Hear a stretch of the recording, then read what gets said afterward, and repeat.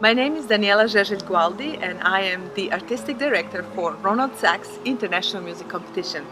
We are proud to present to you a series of interviews with our finalists.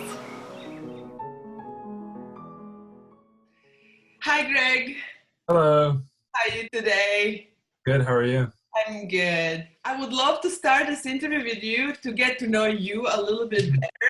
So, I have prepared a couple of questions and please feel free to elaborate Yeah, the for sure. Yeah. other questions, and we just want to know a little bit about your career, about your past.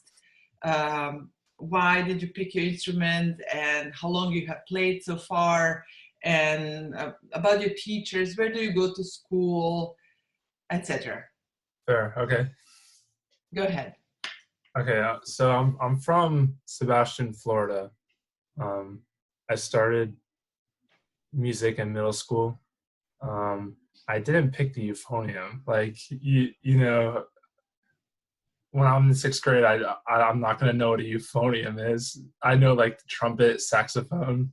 So I It should have. is a very sophisticated Yeah, brass exactly. instrument. Yeah. I wouldn't even be able to spell it. So I mean, my band director picked it for me. My mom encouraged me to do band because my older brother did it. Mhm. Um, but I didn't care what I played, because at first I was just like, okay, my mom wants me to do it, so I'll do it. And then I started playing euphonium and I loved it. So I kind of had like two different lives like growing up. Like I was so into baseball that so I was like really doing the sport thing, and Uh-huh. then there was a point when I had to decide between that and euphonium, and I was starting to really enjoy playing euphonium. So like my sophomore year of high school, I decided to quit baseball, and then I just really stuck with music, and I'm like, all right, if I'm making these sacrifices, I'm really just gonna go for it. So then Yeah. my high school band director told me about this guy named Brian Bowman. He was the teacher at UNT, and my junior year of high school, I came out and met the guy and took lessons at his house, and that really kind of changed things for me. It really made me set on I want to do music, and those were like I would take private lessons like here and there, like once a month or 2 months, but this was like the first time that I had like some type of structure in my musical development. So Uh, I learned from him. I came home, in my senior year, I really just practiced, and then now I'm in my third year at University of North Texas. So I'm really glad that I decided to come out to UNT because, I mean, he left after the first year, but then David Childs came, and those two are arguably the top euphonium players. So it's to be able to get information from both of them is really special. So how about if you would tell us a little bit about your highlights of your career so far? yeah, Are there significant events or competitions or concerts that you have done that you're really proud of or wanna mention right now? yeah. So after my freshman year of college, I applied for this competition. It's called the Falcone competition, and I was actually placed at like first alternate. So I was like, all right, well, I didn't get in, fair enough. And then it was 10 days before the competition.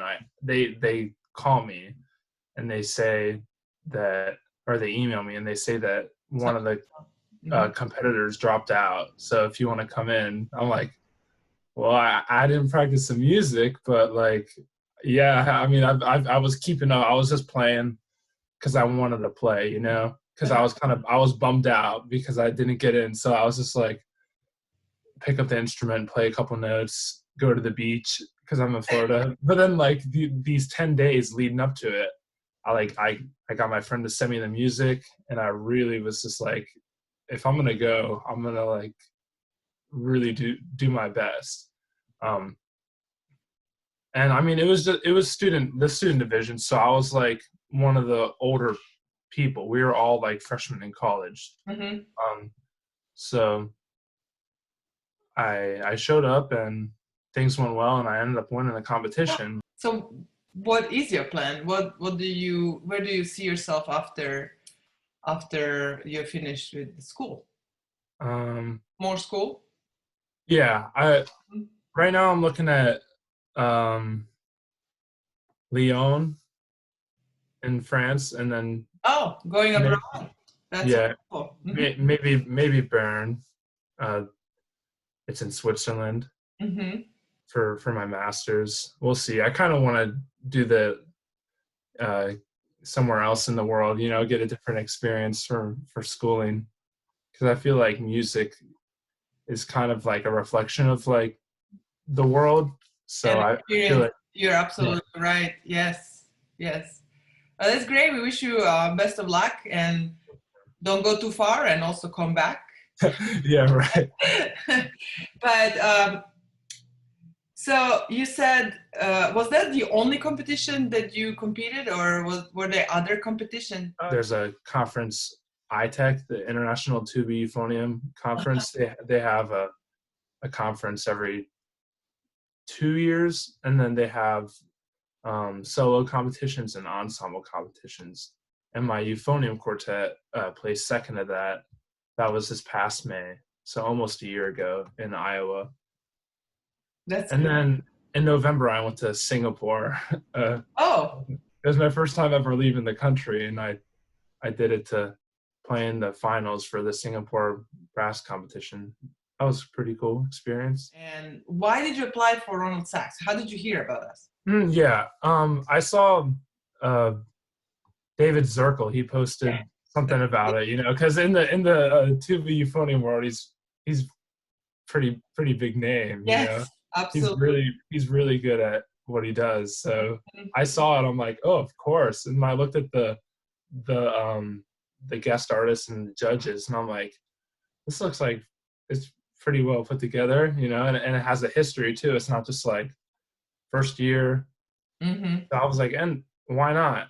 It's something to do. I've never been to North Carolina. Yeah.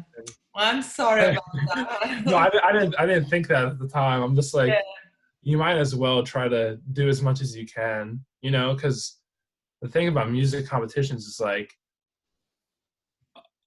it's easy to get stuck in the euphonium world, just playing euphonium competitions for tuba and euphonium players. But I think it's important to start trying to play for, different instrument groups, like not just a brass competition, but a music competition, because it's good to get different insight, like different opinions on your playing. I like doing competitions because it kind of encourages you to keep going. Sometimes you hit a dead end, and it's like, well, where do you go? And it kind of gives you like a little something to shoot for.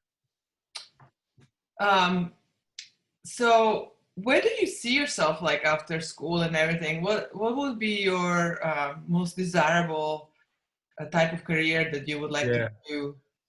I want to do the college teaching, and then touring, doing solo recitals or chamber music. I like my quartet a lot, and I like to keep it going for as long as it can. What are you playing for us for the final round? Now that we have kind of proposed that the instrumentalists who play with accompaniment in this particular situation of pandemic don't have to use the accompanist. Have you changed the program, or you have stayed with the same? No, I stuck with it. Yeah. I thought about it, of course, but I think that they work well without the accompaniment too. The first piece is Slavish Fantasy. It's written for a cornet. It's a romantic piece, German composer. It's a really nice opening piece. It's 7 minutes, I think. But it really works on its own without piano. A lot of different stylistic changes and stuff.